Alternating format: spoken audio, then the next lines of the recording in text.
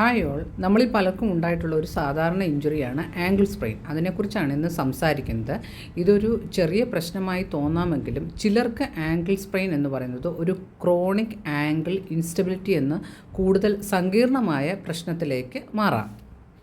Angle sprain അല്ലെങ്കിൽ നമ്മുടെ കണങ്കാൽ ഉളുക്ക് എന്ന് പറയുന്നത് എന്താണെന്നും അതെങ്ങനെയാണ് ഒരു ക്രോണിക് ഇൻസ്റ്റബിലിറ്റി ആയി മാറുമെന്നും അതിൻ്റെ ട്രീറ്റ്മെൻറ്റ് എന്താണെന്നുമാണ് നമ്മൾ ഈ വീഡിയോയിലൂടെ നോക്കുന്നത്.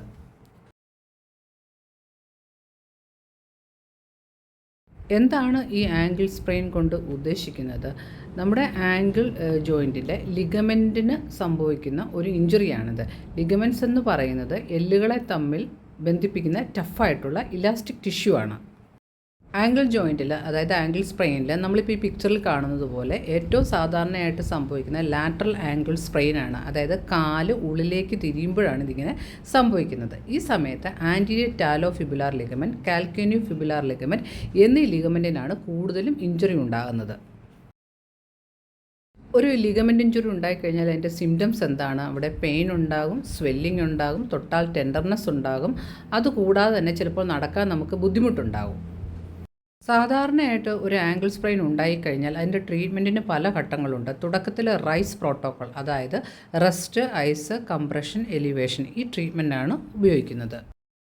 ഫസ്റ്റ് പോയിൻ്റ് റെസ്റ്റ് ആണെന്ന് പറഞ്ഞല്ലോ, അതായത് വിശ്രമം. ആംഗിൾ സ്പ്രെയിൻ ഉണ്ടായാൽ ആദ്യം ചെയ്യേണ്ടത് കാല് അനക്കാതെ വെച്ച് വിശ്രമിക്കുക എന്നതാണ്.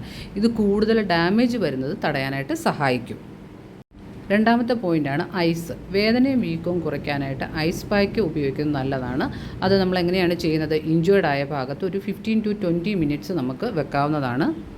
ഇതൊരു ദിവസം പല പ്രാവശ്യം നമുക്ക് ചെയ്യാൻ പറ്റും. അടുത്ത പോയിൻ്റ് കംപ്രഷനാണ്. ഒരു എലാസ്റ്റിക് ബാൻഡ് ഉപയോഗിച്ച് ആംഗിളിന് ചുറ്റും കെട്ടുക. ഇത് വീക്കം കുറയ്ക്കാൻ സഹായിക്കും. പക്ഷേ ഒരുപാട് മുറുക്കി കെട്ടരുത്, കാരണം അത് ബ്ലഡ് സർക്കുലേഷനെ തടയും.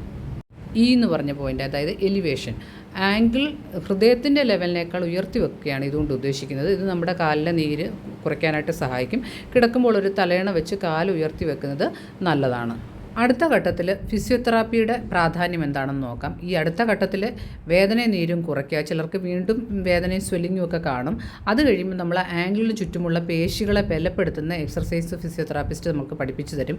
ഭാവിയിൽ ഇനി ഒരു സ്പ്രെയിൻ വരാതിരിക്കാനായിട്ട് പ്രോപ്രിയോസെപ്ഷൻ ബാലൻസ് ട്രെയിനിങ് അത് കൊടുക്കും. അത് മെച്ചപ്പെടുത്തുക. പലപ്പോഴും എല്ലാവരും മിസ് ചെയ്യുന്ന ഒരു കാര്യമാണ് ഈ പ്രോപ്രിയോസെപ്ഷനും ബാലൻസ് ട്രെയിനിങ്ങും.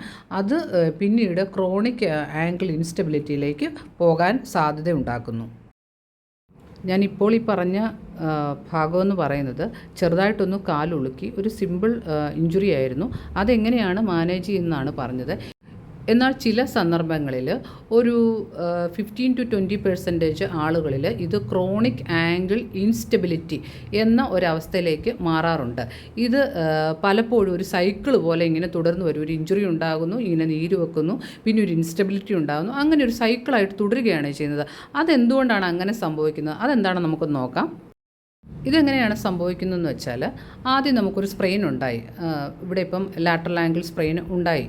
അതായത് ആൻറ്റീരിയർ ടാലോ ഫിബുലാർ ലിഗമെൻ്റ് എന്ന് നമ്മൾ ഈ പിക്ചറിൽ കാണുന്ന ആ ഭാഗമാണ് പൊട്ടുകയോ വലിയോ ചെയ്തിരിക്കുന്നത്.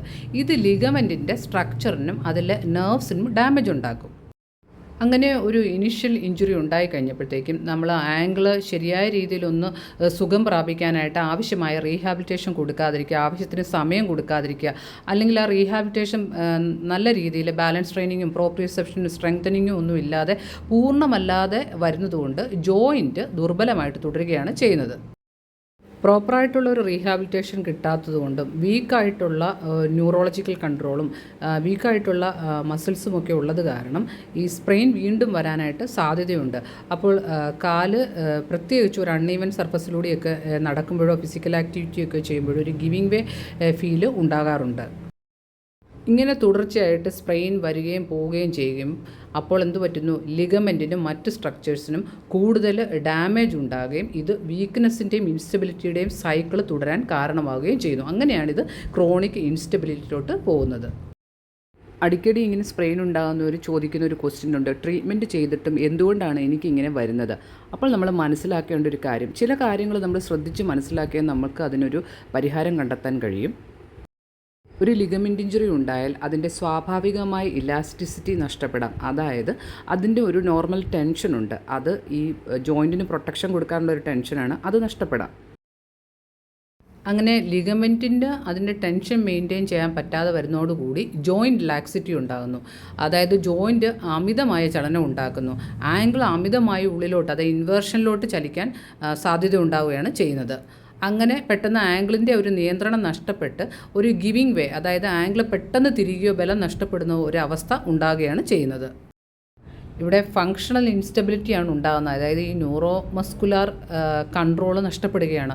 അതെന്താണ് ഈ ന്യൂറോ മസ്കുലാർ കൺട്രോൾ നഷ്ടപ്പെടുന്നു എന്ന് പറയുന്നത്? നമ്മുടെ ശരീരത്തിന് ഒരു പ്രത്യേക സെൻസ് ഉണ്ട്. അതിൻ്റെ പേരാണ് പ്രോപ്രിയോസെപ്ഷൻ എന്ന് പറയുന്നത്. പ്രോപ്രിയോസെപ്ഷൻ എന്ന് പറഞ്ഞാൽ നമ്മുടെ ശരീരത്തിന് സ്പേസിൽ എവിടെയാണ് നമ്മൾ നിൽക്കുന്നതെന്ന് മനസ്സിലാക്കാനുള്ള ഒരു കഴിവുണ്ട്. ലിഗമെൻസിൽ ഈ വിവരങ്ങൾ തലച്ചോറിലേക്ക് കൈമാറാനായിട്ടുള്ള നെർവ് എൻഡിങ്സ് ഉണ്ട്. എന്നാൽ സ്പ്രെയിൻ വരുമ്പോൾ ഈ നെർവ്സിന് ഡാമേജ് സംഭവിക്കുന്നു.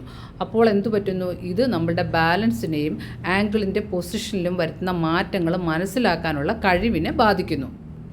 അതായത് ലിഗമെൻറ്റിൻ്റെ ഈ ഡാമേജ് മൂലം നമ്മുടെ ശരിയായ ഒരു ബാലൻസ് അല്ലെങ്കിൽ ഒരു പൊസിഷൻ സെൻസിനെ പറ്റി ലിഗമെൻറ്റ്സ് കൈമാറേണ്ട വിവരങ്ങളെന്ന് പറയുന്നത് തെറ്റായ രീതിയിലാണ് നമ്മുടെ തലച്ചോറിൽ എത്തപ്പെടുന്നത്.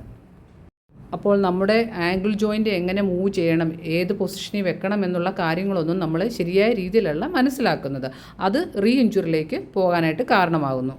ഇതുകൂടാതെ ഇതിൻ്റെ തുടർച്ചയായിട്ട് ഡിലേഡ് റിയാക്ഷൻ ടൈം, അതായത് ആംഗിളിന് ചുറ്റുമുള്ള പേശികൾ, പ്രത്യേകിച്ച് പെരോണിയൽ മസിൽസ് നമ്മൾ ഈ പിക്ചറിൽ കാണുന്നത്, സാധാരണയായിട്ട് ഒരു അപ്രതീക്ഷിതമായ ഒരു റോൾ, ഇത് ഈ ഇൻവേർഷൻ മൂവ്മെൻറ്റ് വരുമ്പോൾ കാലിനെ പുറത്തേക്ക് വലിച്ച് അതിനെ സ്റ്റെബിലൈസ് ചെയ്യാനായിട്ട് അല്ലെങ്കിൽ അതിനെ തടയാൻ ശ്രമിക്കും.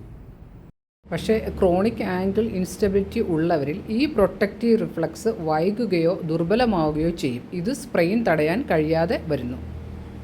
ഈ ആംഗിൾ ജോയിൻറ്റിന് ചുറ്റുമുള്ള മസിൽസിനെ സ്ട്രെങ്തൻ ചെയ്യാതിരുന്നാൽ ഈ ഡാമേജ് വന്ന ലിഗമെൻറ്റിന് പകരമായിട്ട് ഒരു ബലം കൊടുക്കാനായിട്ട് ഈ പേശികളെയും കൂടി നമ്മൾ സ്ട്രെങ്തൻ ചെയ്തില്ലെങ്കിൽ പിന്നെ അത് റീ ഇഞ്ചുറിയിലോട്ട് പോവുകയാണ് ചെയ്യുന്നത്.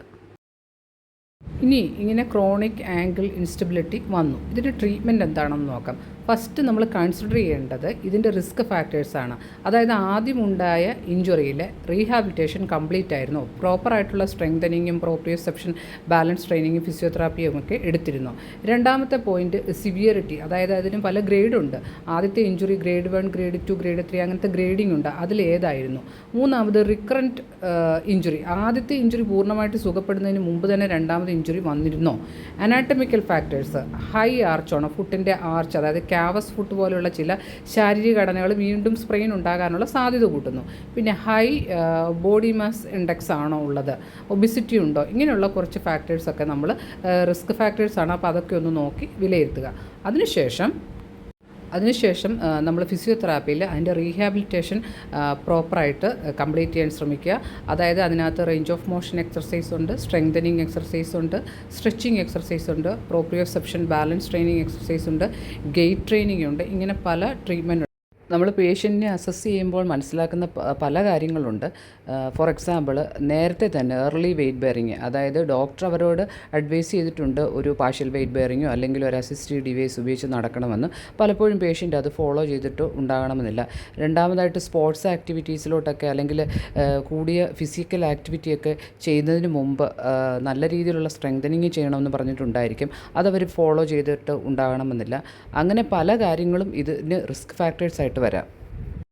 മറ്റൊരു ട്രെയിനിങ് അവർ മിസ് ചെയ്തിരിക്കുന്നത് ഗെയ്റ്റ് ട്രെയിനിങ് ആണ്. എങ്ങനെ അവരുടെ വെയിറ്റ് ഷിഫ്റ്റ് ചെയ്യണമെന്നുള്ളത് അവർ മിസ് ചെയ്തിരിക്കുക. അതുകൊണ്ട് ചിലപ്പോൾ ഇപ്പോഴും അവർ ലിംബ് ചെയ്തായിരിക്കും നടക്കുന്നത്. ഒരു അൺഈവൻ സർഫസിലൂടെയൊക്കെ നടക്കുമ്പോൾ പലപ്പോഴും അവർക്ക് കൺട്രോൾ നഷ്ടപ്പെടുന്നുണ്ടായിരിക്കാം.